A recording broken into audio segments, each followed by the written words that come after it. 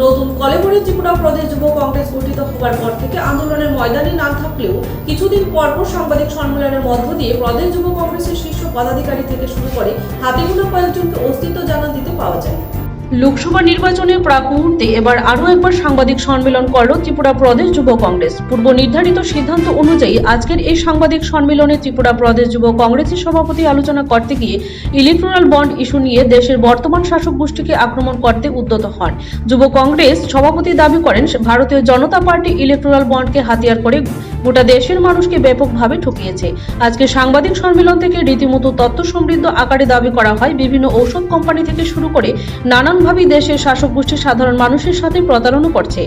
পাশাপাশি তাৎপর্যপূর্ণভাবে আজকে সাংবাদিক সম্মেলন থেকে ত্রিপুরা প্রদেশ যুব কংগ্রেস দাবি করে ভারতবর্ষের বর্তমান অর্থমন্ত্রী নির্মলা সীতারামনের স্বামী, যিনি বিশ্ববিখ্যাত একজন অর্থনীতিবিদ, তিনি নাকি দাবি করেছেন নির্বাচনী বন্ড শুধুমাত্র ভারত না গোটা বিশ্বের ক্ষেত্রে এর যাবৎকালের সবচেয়ে বড় প্রতারণা।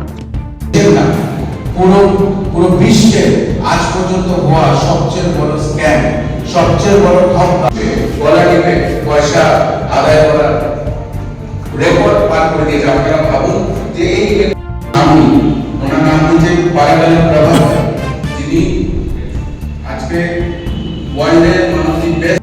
আমরা কিছুদিনের মধ্যেই সিবিআই কে ঘেরাও করবো, আমাদের আগরতলা সিবিআই আমরা ঘেরাও করবো। আমরা প্রশ্ন করতে চাই, এই কোম্পানিটা আদানি পুনেওয়ালা কোম্পানি শ্রীরাম ইনস্টিটিউট টাকাটা ট্রান্সফার করেছে প্রোডাক্ট ইলেকট্রাল ট্রাস্টের আন্ডারে একটা আলাদা কোম্পানি বানিয়ে, সেটা বিজেপির হাতে তারা তুলে দিয়েছে। হায়দ্রাবাদের মেডিসিন মেকিং কোম্পানি আরেকটা তথ্য বলে দেওয়া হয়েছে, একটা মুখোশ যে সামনে আপনাদের সামনে এসে তো রাম রাম করছে, কিন্তু আপনাদের পেছনে মানুষকে গলা টিপে পয়সা আদায় করার রেকর্ড পার করে দিয়েছে। আপনারা ভাবুন যে এই ইলেকট্রাল বন্ডের 48% টাকা যে ইলেকট্রাল বন্ডের দ্বারা বন্ধন হয়েছিল সেটা বিজেপির পার্টি ফান্ডে গেছে।